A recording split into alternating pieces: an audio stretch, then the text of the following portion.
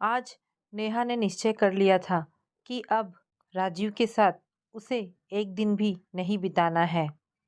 उसने अपना सारा सामान पैक कर लिया था। वह सोच रही थी कि शाम को राजीव के ऑफिस से घर आने से पहले ही वह पड़ोसी को चाबी देकर इस घर को छोड़कर हमेशा के लिए चली जाएगी।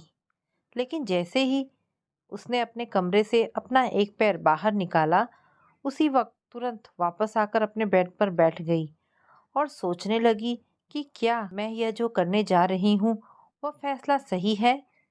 क्या यह डिसीजन सही है? उसे याद आने लगा अपनी शादी के वह पुराने दिन। कितनी मेहनत से उसके पापा ने उसकी शादी राजीव से की थी।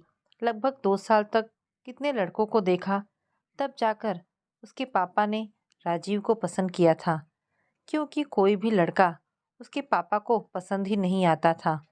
हर लड़के में कोई ना कोई कमी निकल ही आता था। कितनी जांच परख करने के बाद पापा ने उसकी शादी राजीव के साथ की थी। लेकिन वह क्या, जिसका डर था वही हुआ। अब वह क्या करे, समझ नहीं आता था। राजीव भी उसे बहुत प्यार करते थे, लेकिन अब उस प्यार में उसे प्यार नहीं बल्कि एक दिखावा नजर आता था। लेकिन 5 साल शादी के इतने अच्छे से बीते कि वे हर साल कोई ना कोई नया जगह घूमने जाते थे, अपनी शादी को एंजॉय करते थे। उन्होंने यह भी डिसाइड किया था कि अपने शादी के 5वें साल में बच्चे पैदा करेंगी। लेकिन 5वें साल आते आते ही उनकी ज़िंदगी बदल गई। हुआ यूँ कि एक दिन राजीव शाम को अपने ऑफिस से घर आए, साथ में ही एक लड़की भी घर आई। उन्होंने बोला, नेहा, कुछ दिनों के लिए शिखा यहीं पर हमारे साथ रहेगी। तब तो उसने राजीव से कुछ नहीं बोला, लेकिन थोड़ी देर बाद जब वह उनके कमरे में आए तो नेहा ने उनसे शिखा के बारे में जिक्र किया कि कौन है यह शिखा। आज के पहले तो मैंने इसका नाम भी नहीं सुना है। राजीव ने बस इतना ही बताया, यह मेरी एक पुरानी दोस्त है। तुम ज़्यादा इस चक्कर में मत पड़ो, बस जो कह रहा हूँ वह करो। हमारा ऊपर वाला जो कमरा है वह खाली करा दो। अभी 10-15 दिन शिखा यहीं रहेगी। उसका मन सोचने पर मजबूर हो गया था कि आखिर यह शिखा है कौन। आज के पहले एक बार भी इसका नाम उसने नहीं सुना है, ना अपनी रिश्तेदारी में, ना इसके किसी दोस्त की लिस्ट में। फिर अचानक से यह कौन है जिसके लिए इतना मेहमान नवाजी किया जा रहा है। लेकिन वह भी कहाँ मानने वाली थी। उसने भी राजीव से पूछ ही लिया कि जब तक आप बताओगे नहीं कि शिखा है कौन, मैं कुछ भी नहीं करने वाली हूँ। अगर आपको कमरा साफ करना है तो जाओ साफ करो। तब जाकर राजीव ने यह बताया कि शिखा हमारे कॉलेज के दिनों की दोस्त है, जिसकी शादी कुछ दिन पहले ही मुंबई में हुई थी। लेकिन इसका अपने पति के साथ अभी कुछ दिन पहले ही तलाक हुआ है और यह वापस हमारे शहर आगरा आ गई है। बहुत जल्दी ही यह अपना रहने का इंतज़ाम कर लेगी। तब तक एक दोस्त होने के नाते यह हमारे घर पर रहेगी। लेकिन नेहा का मन मानने को तैयार नहीं था। जो कहानी राजीव बता रहे हैं वह बिल्कुल सही नहीं है। कोई भी दोस्त के लिए इतना तो नहीं करता है। जो भी है, उसने उस दिन तो राजीव की बात को यकीन करके शिखा के लिए कमरा दे दिया। उस दिन के बाद से तो जैसे उनकी खुशियों पर ग्रहण लगना ही शुरू हो गया। अब उसके और राजीव के बीच में एक शिखा नाम की कबाब में हड्डी भी आ गई थी। कुछ दिनों के बाद तो ऐसा महसूस होने लगा कि यह घर उसका नहीं बल्कि शिखा का है और वह इस घर की मेहमान है। राजीव ऑफिस से आते ही सबसे पहले शिखा के ही कमरे में जाते थे और वहीं बैठकर चाय पीते थे। वह तो जैसे इस घर की सिर्फ नौकरानी बनकर रह गई थी। उन दोनों की सेवा करते रहो। हर वीकेंड पर वह और राजीव कहीं ना कहीं घूमने जाते थे। कोई ना कोई सिनेमा जरूर देखते थे। लेकिन अब तो शिखा भी उनके साथ जाने लगी और राजीव के जस्ट बगल में शिखा ही बैठ जाती थी, जैसे राजीव की बीवी नेहा नहीं बल्कि वह हो। देखते देखते 10 दिन बीत गया, लेकिन शिखा यहाँ से जाने का नाम नहीं ले रही थी। नेहा ने एक दिन राजीव से भी पूछा, कब तक रहेगी यह महारानी? राजीव ने इतनी आसानी से कह दिया कि तुम्हें परेशानी क्या है? आखिर हमारा कमरा खाली ही तो है। वह रह जाती है तो क्या हो गया? बेचारी है और असहाय। इसकी सहायता करना वैसे भी एक मनुष्य का कर्तव्य होना चाहिए। नेहा को राजीव की यह धर्मपरायण बातें अच्छी नहीं लग रही थी। उसने एक दिन शिखा से भी पूछा, अभी तक आपको अपना कमरा मिला या नहीं? आप बोलो तो मैं एक प्रॉपर्टी डीलर से बात करूं। यह बात सुनते ही शिखा जैसे हिल सी गई, क्योंकि उसे तो राजीव ने यहाँ पर रहने के लिए ही बुलाया था, यह कहकर कि हमारे ऊपर एक कमरा खाली है, वहीं पर तुम रह लो। धीरे धीरे शिखा अब उसके किचन में भी प्रवेश करने लगी थी। अब तो राजीव के लिए उसकी मनपसंद खाना बनाने का अधिकार भी वह उससे छीनती जा रही थी। कल तक जिस राजीव के लिए वह उसकी पूरी दुनिया थी, आज नेहा सिर्फ एक नौकरानी बनकर रह गई थी। उसकी ज़रूरत राजीव को सिर्फ अपने कपड़े, जूते आदि के लिए ही थी। महीनों बीत गए उन दोनों के बीच प्यार से बातें करते हुए। एक दिन अचानक नेहा के ससुर का फ़ोन आया कि बहू, हम लोग आ रहे हैं आगरा। तुम्हारी सासू माँ का पैर में काफ़ी दर्द है, तो कुछ दिनों के लिए आगरा में ही इलाज कराएंगे, फिर वापस चले जाएंगे। यह बात सुनते ही उसे ऐसा लगा कि भगवान ने उसकी सुन ली। चलो, अब कम से कम मम्मी आ जाएगी तो शिखा नाम की बला से छुटकारा पाने का कुछ तो उपाय बताएंगी। उसने सोचा कि फ़ोन पर क्या बताना शिखा के बारे में। जब वह यहाँ पर आ जाएंगे तो सारा कुछ देख ही लेंगे। अगले दिन उसके सास ससुर सुबह सुबह ही पधार चुके थे। वे आकर जैसे ही घर में बैठे, नेहा यह क्या देख रही है कि शिखा आकर उन दोनों के पैर छू ली और उन दोनों ने भी शिखा से बोला, अरे शिखा बेटा, तुम कब से आई हुई हो?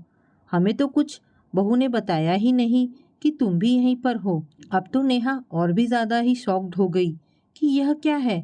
यह दोनों तो शिखा को बहुत पहले से ही जानते हैं और शिखा भी इनको अच्छी तरह से जानती है। थोड़ी बहुत जो शिखा को यहाँ से भगाने का रास्ता था, अब लगभग वह भी खत्म हो गया था। उसने एक दिन मम्मी जी को अकेले में देखकर आखिर पूछ ही लिया कि मम्मी जी, आप शिखा को कैसे जानती हैं?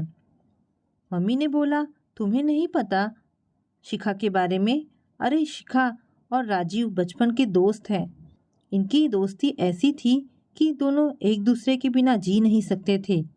बात तो यहाँ तक पहुँच गई थी कि दोनों की शादी हो जाएगी, लेकिन अचानक से शिखा ने किसी अमीर लड़के से शादी कर कर मुंबई चली गई। उसके बाद तो राजीव कई महीने तक बिल्कुल ही अकेला हो गया था। वह ना किसी से बात करता था, न ऑफिस जाता था। बड़ी मुश्किल से उस तन्हाई से उसे हम लोगों ने निकाला था। लोगों ने बताया, अगर आप राजीव को दोबारा से नई जिंदगी देना चाहते हैं तो इसकी शादी कर दो, और उसी साल हमने राजीव की शादी तुम्हारे साथ कर दी थी। यह सुनकर उसे बहुत ज़्यादा ही अफसोस हुआ कि कितना बड़ा झूठ उससे छुपाया गया है। राजीव एक तरफ कहता था कि यह सिर्फ मेरी दोस्त थी, कभी नहीं बताया कि मैं इसको बहुत ज़्यादा ही प्यार करता हूँ और मेरी शादी भी इससे होने वाली थी। सासू माँ ने बताया कि शिखा की शादी होने के बाद वह अक्सर फ़ोन पर बात करती थी और उसने इस चीज़ की माफ़ी भी मांग ली थी। सासू माँ ने शिखा को भी माफ़ कर दिया था और इसके तलाक के बारे में भी सासू माँ को पता था, लेकिन यह पता नहीं था कि वह आजकल राजीव के घर में ही रह रही है। अब तो उसे पूरा यकीन हो गया था कि राजीव और शिखा के बीच में कुछ ना कुछ तो ज़रूर है। अभी तक राजीव ने उसे आखिर शिखा के बारे में कुछ क्यों नहीं बताया? सिर्फ इतना ही क्यों बताया कि वह मेरी एक दोस्त थी। दोस्त और पूर्व प्रेमिका होने में बहुत ज़्यादा ही अंतर है। वह उससे इस बात को क्यों छुपाए रखे? अब उसने भी ठान लिया था कि आखिर ऐसा कब तक चलेगा। अब वह एक पल भी बर्दाश्त नहीं कर सकती थी। क्या मेरा कोई आत्मसम्मान नहीं है? मैं अपने मायके चली जाऊंगी, कोई भी जॉब करके अपना गुजारा कर लूंगी। नेहा पढ़ाई में शुरू से ही टॉप रही थी। मैथ्स उसके फेवरेट सब्जेक्ट में से एक था। अब ट्यूशन पढ़ा लूंगी, लेकिन अब मैं इस घर में एक मिनट भी नहीं रुकूंगी। राजीव को जिसके साथ रहना है रहे, उसने मेरी शराफत का यह सिला दिया है। वह सोच ही रही थी कि जैसे ही राजीव आएंगे उनको बताकर कि मैं जा रही हूँ अपने मायके और यह घर हमेशा के लिए छोड़कर चली जाऊंगी। शाम हुआ, राजीव घर आए। आते ही वो उससे बोले तक भी नहीं, सीधे ही शिखा के कमरे में चले गए। यह बात उसे बहुत बुरी लगी। क्या मेरा इतना भी अधिकार नहीं, थोड़ी देर हाल भी पूछ ले? बस उन्होंने इतना ही कहा कि नेहा एक कप चाय बनाकर ले आना। वह संस्कारी पत्नी जो थी मना नहीं कर पाई। उसने सोचा कि चलो आखिरी चाय पिलाकर ही इस घर से विदा लेती हूँ। वह किचन में गई और चाय बनाकर जैसे ही ऊपर गई तो कमरे में जोर जोर से आवाज़ आ रही थी। शिखा राजीव से कह रही थी, राजीव मुझे माफ़ कर दो, मैं तुम्हारे प्यार को नहीं समझ पाई, मुझे फिर से अपना लो, मैं तुम्हारे बिना नहीं रह सकती हूँ। नेहा कमरे के बाहर खड़े होकर उन दोनों की बातें सुनने लगी। तभी राजीव की आवाज़ आई, शिखा तुम जानती भी हो कि तुम क्या कह रही हो? तुम होश में तो हो कि मैं एक शादीशुदा आदमी हूँ और मैं अपनी बीवी नेहा को धोखा देने की सोच भी नहीं सकता हूँ। वह साधारण है, लेकिन तुम्हारे जाने के बाद आज मैं यहाँ पर खड़ा हूँ तो सिर्फ नेहा की वजह से ही हूँ, उसके प्यार की वजह से ही हूँ। शिखा कह रही थी, मुझे पता है तुम नेहा के साथ खुश नहीं हो, हम दोनों एक हैं, हम फिर से एक हो सकते हैं। राजीव ने शिखा को एक थप्पड़ जोर से लगाया। तुम्हें किसने कहा कि हम खुश नहीं हैं? तुमने मेरी शराफत का गलत फ़ायदा उठाया। मुझे लगा कि तुम अकेली हो तो अपने घर में तुम्हें रहने को जगह दे दिया कि चलो कोई बात नहीं, लेकिन तुम तो मेरा घर तोड़ने पर ही लग गई। शिखा बोल रही थी, प्लीज़ राजीव मुझे अपना लो। राजीव जोर से चिल्लाया, तुम अपनी बकवास बंद करो, मैं कभी सोच भी नहीं सकता था कि तुम इतना ज़्यादा गिर सकती हो। एक तो तुमने पैसे के लालच में मुझे छोड़कर किसी और से शादी की, अब जब उसने छोड़ दिया तो तुम मेरी ज़िंदगी बर्बाद करने में लग गई हो। तुमने आज तक समझा ही नहीं कि प्रेम होता क्या है। जब मैं तुमसे शादी करना चाहता था तब तुमने मुझे ठुकराया और किसी और से शादी की। उस समय तुमने कहा था कि राजीव मैंने तुम्हें कभी प्यार ही नहीं किया, तुम तो मेरे एक अच्छे दोस्त हो। आज उसी दोस्ती के खातिर मैंने तुझे अपने घर में जगह दिया था, लेकिन तुम उस दोस्ती के काबिल भी नहीं हो। तुम तो मेरा घर ही तोड़ने पर लगी। शिखा इस घर से मैं धक्के मारकर तुम्हें बाहर निकालूं इससे पहले तुम यहाँ से चली जाओ। शोरगुल सुनकर उसके सास ससुर भी छत के ऊपर आ गए थे और नेहा से पूछने लगे, बहू क्या हुआ? उसने सिर्फ इशारे में अंदर की बातें सुनने को कहा। तब तक राजीव रूम से बाहर निकले और उन लोगों को बाहर देखते ही बोलने लगे कि मम्मी पापा देखो इस लड़की को, यह पहले भी नागिन थी और आज भी नागिन है। नागिन का तो स्वभाव होता है डसना, और वह भी पहले भी किया और आज भी वही कर रही है। मैंने इसे अच्छा समझकर अपने घर में आसरा दिया। चलो कोई बात नहीं, 10 दिनों बाद इसको कहीं पर अलग रूम दिलवा कर इसको शिफ्ट करवा दूंगा और हो सके तो कहीं जॉब भी लगवा दूंगा। लेकिन यह तो ऐसी डायन है जो मेरा ही घर बर्बाद करने पर तुली हुई है। शिखा अब तुम यहाँ पर 1 मिनट भी नहीं रह सकती हो। शिखा भी बिना किसी से बोले चुपचाप घर से बाहर निकल गई थी। नेहा ने अब घर छोड़ने का ख्याल बिल्कुल ही छोड़ दिया था, बल्कि वह अपने आप को दोषी समझ रही थी कि आज अगर मैं घर छोड़कर चली जाती तो राजीव तो बिल्कुल ही टूट जाते। कितना प्यार करते हैं मुझसे, मैं उनके प्यार को आज तक समझ ही नहीं पाई। नेहा वहाँ से दौड़कर सीधे अपने कमरे में आई और खूब रोई। कितनी बड़ी गलती करने वाली थी। तभी राजीव अंदर आए और उसे रोते हुए देखकर बोले, अरे नेहा तुम क्यों रो रही हो, क्या हो गया तुम्हें? उसने राजीव से सारी बात बता दी कि उसने कितना गलत समझा और आज तो वह बहुत बड़ी गलती ही करने वाली थी। आज यह घर वह हमेशा के लिए छोड़कर जाने वाली थी। राजीव बोले, अरे पगली, इतने साल में तुमने क्या मुझे इतना भी नहीं समझा कि मैं तुमको कैसे छोड़ सकता हूँ, जिसने मुझे मेरी तन्हाइयों से बाहर निकाला। नेहा मैं तुम्हें दिल की गहराइयों से चाहता हूँ और चाहता रहूँगा। ऐसा कहकर राजीव ने नेहा को अपने बाहों में भर लिया। तो दोस्तों, ये कहानी आपको कैसी लगी? अगर आपको कहानी पसंद आई हो तो प्लीज़ इसे लाइक एंड शेयर करें। दोस्तों, हमारी आज की दूसरी कहानी है अपशगुन। आप मेरी शादी करना चाहती हैं ना? ठीक है, तो सुनो, मैं भाभी से शादी करना चाहता हूँ। चटाक, थप्पड़ की आवाज़ से कमरा गूंज गया। क्या बक रहा है राजीव? तेरा दिमाग तो खराब नहीं हो गया? भाभी है वो तेरी सगी भाभी, तेरे भाई की ब्याहता है और तू ही, छी, शर्म आनी चाहिए तुझे। भाई की ब्याहता? राजीव ताली बजाता है। चलो शुक्र है कि माँ, याद आ गया आपको, वो भाई की पत्नी है। और क्या कहा आपने? शर्म? हाँ माँ, शर्म आई थी मुझे, बहुत शर्म आई मुझे जब भाभी को विधवा कहकर शीला काकी ने ताना मारा। बहुत शर्म आई जब शगुन के कामों में उन्हें विधवा कहकर सब दूर कर देते हैं। और उससे भी ज़्यादा शर्म तब आती है जब मेरी माँ ही भाभी के साथ ऐसा बर्ताव करती है, जैसे उनका पति नहीं मरा, कोई पाप हो गया उनसे। राजीव, माँ ने चिल्लाया। चिल्लाओ मत माँ, आपके चिल्लाने से मेरा इरादा नहीं बदलेगा। मगर राजीव, हमारे समाज में विधवा के लिए कुछ नियम, कुछ कायदे होते हैं और हमें उनको मानना चाहिए। विधवा शगुन के काम नहीं करती, अब शगुन होता है, पिता ने कहा। पापा, जब भाभी इस घर की बहू बनकर आई थी तो आपने उनके सिर पर हाथ रख के कहा था, बहू नहीं, बेटी घर लाया हूँ। बेटी की तरह नाजों से रख रहे थे उनको, और भाई के जाते ही आज वह बेटी इतनी अपशगुनी हो गई। आप लोगों की सोच से मुझे घिन आ रही है। कुछ देर की खामोशी के बाद राजीव ने कहा, मेरा इरादा पक्का है पापा। ऐसा कहकर वह जाने लगा। तो ठीक है, आज से रीमा को विधवा कहकर कोई नहीं पुकारेगा, और अगर किसी ने कहा तो मैं उसकी ज़बान खींच लूँगी।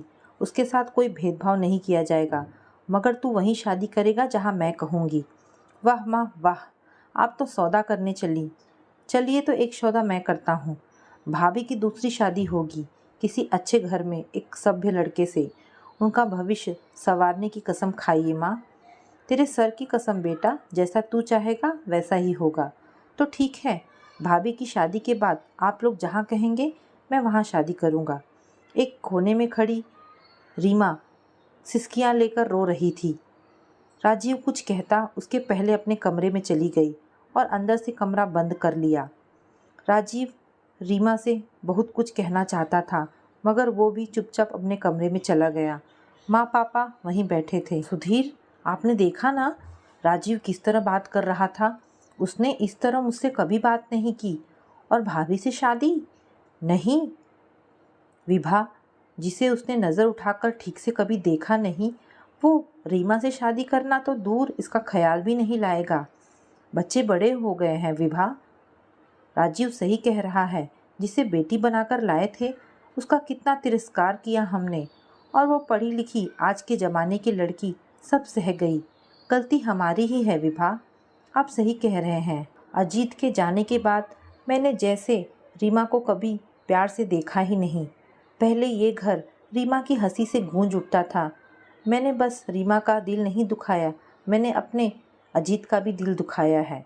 उठकर रीमा के पास गई, दरवाजे को बजा के आवाज़ दी, रीमा बेटा। रीमा। रीमा ने दरवाज़ा खोल दिया। हाँ माँ, आ बैठ मेरे पास। बेटा, मुझे माफ़ कर दे, मुझसे गलती हो गई। मैंने रीति रिवाज के नाम पर तेरा बहुत दिल दुखाया है। पीछे से पापा भी आ गए विभा के साथ साथ। बेटा, मुझे भी माफ़ कर दो, मैंने भी कोई कसर नहीं छोड़ी। बहुत बुरा बर्ताव किया तुम्हारे साथ। मैं हाथ जोड़कर, नहीं पापा, मैं आप दोनों से बिल्कुल भी नाराज़ नहीं हूँ, मुझे कोई शिकायत नहीं। रीमा ने बीच में ही रोक कर कहा, माँ, अगर मैं कुछ मांगूँ तो दोगी मुझे? हाँ बेटा, आज इतने वक्त के बाद तो तू कुछ मांग रही है, मैं ज़रूर दूंगी। मांग बेटा। माँ, मैं शादी नहीं करना चाहती, अब मुझसे ये दोबारा नहीं होगा। मैं आज भी सिर्फ अजीत से प्यार करती हूँ। मैं अजीत को नहीं भूल पाऊँगी माँ।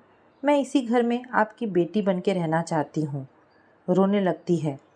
मगर बेटा, तेरी उम्र ही क्या है, और हम लोग कब तक तेरा सहारा बने रहेंगे? एक दिन तो हमें भी जाना है। नहीं पापा, हम सब साथ में रहेंगे। आप दोनों को मैं कहीं नहीं जाने दूंगी। कृपा करके मेरी शादी का विचार मन से निकाल दीजिए। ठीक है बेटा, जैसा तुम चाहो। अब तुम आराम करो। आंखें पोंछकर ऐसा कहकर वो दोनों चले गए। तब तक राजीव की आवाज़ आई, भाभी मैं अंदर आ सकता हूँ? रीमा ने कुछ नहीं कहा। राजीव रीमा के पैरों की तरफ नीचे सिर झुकाए बैठ गया। भाभी मुझे माफ़ कर दो, मैंने आज आपका बहुत दिल दुखाया है। मगर मैं क्या करता, कोई रास्ता ही समझ नहीं आया मुझे। पहले आप कितना खुश रहती थी, मगर भैया के जाते ही आपके साथ हो रहा दुर्व्यवहार दिनों दिन बढ़ता जा रहा था और आप चुपचाप सब कुछ सहन कर रही थी। राजीव की बातें सुन रीमा खामोश थी। मैंने आपको हमेशा माँ की नज़र से देखा है और आप ये जानती हैं, मेरी माँ के साथ अन्याय हो ये कैसे हो सकता है? और फिर अजीत भैया को भी तो ऊपर जाकर मुंह दिखाना है। इतनी बड़ी बातें छोटे और तुम उन्हें मुंह मत दिखाना, रीमा ने कहा। क्यों? राजीव चौंक कर बोला। अरे अपना बंदर जैसा मुंह दिखा दिया अजीत को तो वो डर नहीं जाएंगे? रीमा ने मुस्कुराकर कहा। हा हा हा हा, अजीत भैया मुझे बचपन में बंदर बोलते थे, ये आपको कैसे पता? हंसने लगता है। और दोनों रोते हुए हंसने लगे। रीमा की हंसी से एक बार फिर घर गूंजने लगा। तो दोस्तों, ये छोटी सी कहानी आपको कैसी लगी? अगर आपको कहानी पसंद आई हो तो प्लीज़ इसे लाइक एंड शेयर करें। धन्यवाद दोस्तों।